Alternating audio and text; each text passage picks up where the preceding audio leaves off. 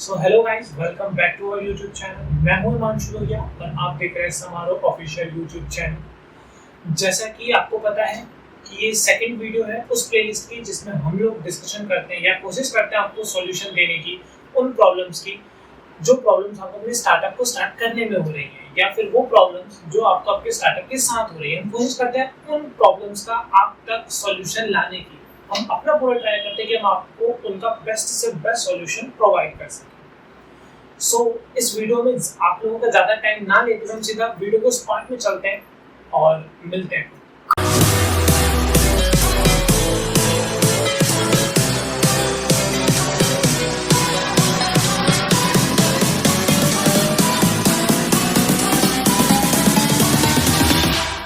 Drop it.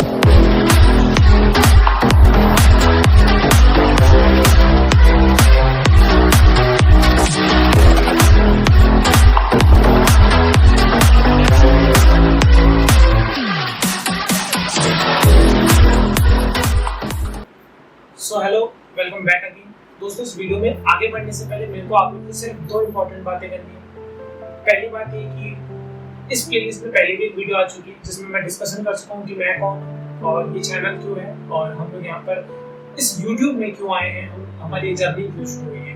तो अगर अभी तक आप लोगों ने उस वीडियो को नहीं देखा है तो प्लीज डू वॉच। यहाँ आई बटन पर उसका लिंक आ रहा होगा, आप उस लिंक पर जाकर उस वीडियो को इजीली देख सकते हैं। एंड जो सेकंड मेरे को आप लोगों से बहुत इंपॉर्टेंट बात करनी थी वो ये थी दोस्तों कि हमारा मोटिव कहीं से भी ये नहीं है कि हम आप लोगों को किस तरीके से सक्सेस दें। तो हमने कहीं पर भी हमारी पिछली वीडियो में और इस वीडियो में भी कहीं पर ये नहीं बताया कि हम लोग आपको सॉल्यूशन दे रहे हैं आपकी सक्सेस का। नहीं, हम लोग आपको सिर्फ उन प्रॉब्लम का सॉल्यूशन लाने की कोशिश कर रहे हैं ताकि आप लोग अपने स्टार्टअप को स्टार्ट कर सकें, आप अपने स्टार्टअप पर काम कर सकें। जिस स्टार्टअप को आपने कई सालों से अपने दिमाग में रखा है, सोचा है, कई बार उसको बहुत लंबे लंबे थॉट प्रोसेस से गुजारा है और उसके बाद भी आप उसे आज तक इम्प्लीमेंट नहीं कर पाए, तो हम सिर्फ इतना चाहते हैं कि आप अपने उस स्टार्टअप को अपने इरादों से और अपनी सोच से निकाल कर अपनी इस हकीकत की जमीन पर उतार सकें। That's it. और इस वजह से हम लोग इस यूट्यूब की जर्नी को हमने शुरू किया था और ये आगे कंटिन्यू रहेगी। सो अब स्टार्ट करते हैं, सीधा उस पॉइंट पर आते हैं जिस पॉइंट के लिए हमने ये वीडियो को बनाया। तो हम लोग बात कर रहे हैं उस मोस्ट इम्पॉर्टेंट फर्स्ट स्टेप जो किसी भी स्टार्टअप को स्टार्ट करने से पहले होता है। और मुझे ऐसा लगता है कि आप लोगों को उस स्टेप को समझाने का मेरे पास एक एग्जांपल के अलावा और कोई जरिया नहीं है। तो मैं आपको बहुत ही अच्छे एग्जांपल के साथ उसको समझाना चाहता हूँ। उसको एक बार ध्यान से समझिएगा, अपने इस दिमाग को एक बार ओपन कर लीजिए और मेरे साथ सोचना शुरू कीजिए फटाफट। अब आप जरा ये सोचिए कि आप कभी अपने ऑफिस जाते हैं, अपने स्कूल गए होंगे, अपने कॉलेज गए होंगे, आपकी गली है, आपका घर है, उसके बाहर आपने कितने सारे रेडी वाले लोगों को देखा होगा जो आज ठेले पे बैठकर चाय बेच रहे हैं, जो आज छोटी छोटी फूड स्टॉल लगाकर हमारी जो फास्ट फूड होता है उसको बेच रहे हैं। आपने कई सारे लोगों को देखा होगा और आपने ये भी देखा होगा कि वो लोग उस चीजों को पिछले 5, 10, 15 सालों से करते हुए आ रहे हैं, बट वो लोग आज तक उस चीज में कभी सक्सेस नहीं हो पाए। वो कभी अपने उस नाम को, अपने उस काम को ब्रांड नहीं बना, चाहे उनका टेस्ट कितना लाजवाब क्यों ना हो, वो अपने उस नाम को ब्रांड नहीं बना सके और उस ठेले पर ही रह गए, उस दुकान पर ही रह गए हमेशा, और शायद वो आगे भी वहीं रह जाए। तो चलिए अब इन लोगों को कंपेयर करते हैं इन 3 लोगों से।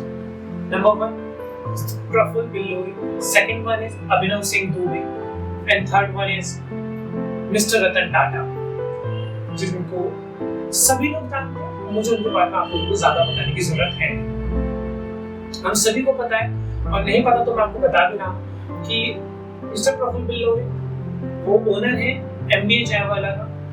एमबीए चाय वाला एक ब्रांड है जो चाय बेचता है, नॉट ओनली चाय बट या चाय से उन्होंने अपना काम स्टार्ट किया था। एक चाय का छोटा सा स्टॉल लगाया गया था और वहां से उन्होंने अपने काम को स्टार्ट किया था, एक छोटे से स्टॉल से, जहां पर उनकी इन्वेस्टमेंट शायद कुछ भी नहीं थी या फिर 10, 15, 20 हजार की इन्वेस्टमेंट रही है। उन्होंने एक रेडी से अपने चाय के ठेले को स्टार्ट किया।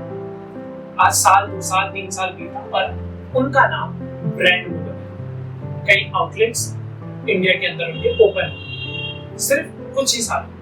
वहीं पर ही बात करते हैं हम चाय सुट्टा, यानी कि उसके को ओनर अभिनव सिंह दुबे हैं, जिन्होंने अपने उस बिजनेस को 3 लाख की छोटी सी इन्वेस्टमेंट के साथ शुरू किया। उनको भी 2 3 4 5 साल में ही मान लेता हूँ मैक्सिमम, बट इतना नहीं लगा, बट इतना लगने के बाद मैं मान लेता हूँ उन्होंने उसको एक ब्रांड बना लिया और आज उनके out of India outlets open हो रहे हैं, तो ये एक बहुत बड़ी बात है। एंड तीसरे, रतन टाटा जी, जिन्हें शायद ही कोई नहीं जानता है, इनकी कहानी भी दोस्तों बहुत ही रोमांचक है। सन 1990s में इनकी जो ड्रीम प्रोजेक्ट था टाटा इंडिका, उसे लॉन्च किया गया भारत में। लॉन्च करने के बाद क्या हुआ दोस्तों कि उसकी बिक्री कम हुई और तो लो सेल के कारण उसको बेचने का इन्होंने फैसला लिया गया कि हम लोग जो है अपनी कार डिवीजन को सेल करते हैं। तो 1999 में टाटा एंड उनकी पूरी टीम जाकर फोर्ड के जो ओनर है बिल फोर्ड, उनसे मिलती है और उनके साथ एक मीटिंग चलती है 3 घंटे की, जहां पर बिल फोर्ड उस कार डिवीजन को खरीदने के लिए रेडी हो जाते हैं। बट वो कुछ स्टेटमेंट्स देते हैं और वो स्टेटमेंट्स कुछ इस तरीके से थी, जो भी हमने पढ़ी है, जो हमें पता है, वो कुछ ये थी कि एक तरीके से बिल फोर्ड ने टाटा जी को ह्यूमिलिएट किया। उन्होंने ये कहा कि हम आपकी इस कार डिवीजन को खरीद के आप पर एक एहसान कर रहे हैं। ये कहा गया कि आपको कार इंडस्ट्री में दोबारा नहीं आना चाहिए और आपको कार इंडस्ट्री के बारे में कोई भी नॉलेज नहीं है, कार्स के बारे में कोई भी नॉलेज नहीं है। इस तरीके की कुछ बातें रतन टाटा जी को कही। इसके बाद रतन टाटा जी वापस इंडिया आते हैं और वो अपनी कार डिवीजन को सेल नहीं करते। कुछ सालों के बाद रतन टाटा जी 2.3 बिलियन 2 कार के ब्रांड्स को बाय करते हैं, जो कि हैं आपकी जैगुआर और लैंड रोवर। जैगुआर और लैंड रोवर ये दोनों के दोनों फोर्ड के ब्रांड्स थे और इन दोनों को रतन टाटा ने बाय करा 2.3 बिलियन की कॉस्ट। तो दोस्तों आपको क्या लगता है कि इन तीनों पर्संस के पीछे और इन लोगों के पीछे क्या रहा? ये लोग क्यों अपना नाम बना पाए, क्यों अपने ब्रांड को बना पाए और ये लोग क्यों यहाँ के यहाँ रह गए? आपको क्या लगता है कि इन लोगों में और इन लोगों में जो डिफरेंस रहा, क्या वो सिर्फ ये, क्या सिर्फ कैपिटल, इंफ्रास्ट्रक्चर, मैन पावर, क्या यही सब जरूरी है किसी भी बिजनेस को करने के लिए या किसी भी बिजनेस को या किसी ब्रांड को बनाने के लिए? अगर आपको सिर्फ यही लगता है दोस्तों, तो शायद आप लोग गलत सोच रहे हैं।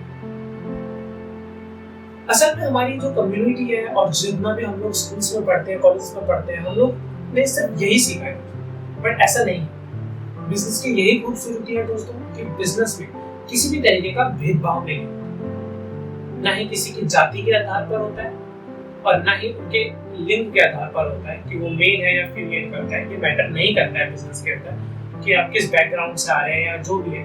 बिजनेस में ऐसा, बिजनेस में इस तरीके की चीजें नहीं होती है। तो यही एक बिजनेस की खूबसूरती होती है।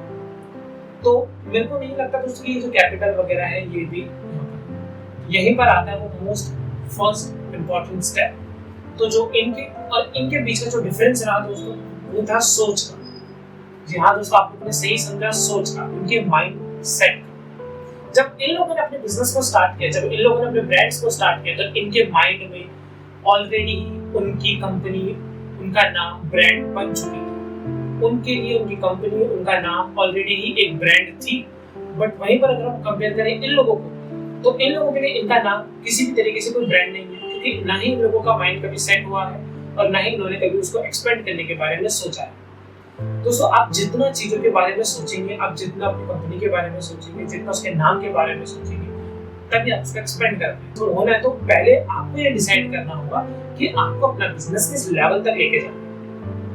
अगर आप कोई बिजनेस स्टार्ट करें तो आपको ये डिसाइड करना होगा कि आप अपने बिजनेस को कहां तक लेके जाना चाहते हैं, आप अपने नाम को कहां तक बनाना चाहते हैं, आप उसको कितने टाइम में ब्रांड बनाना चाहते हैं, उसमें कितनी मेहनत करना चाहते हैं, ये आपको बिजनेस को स्टार्ट करने से पहले सोचना होगा।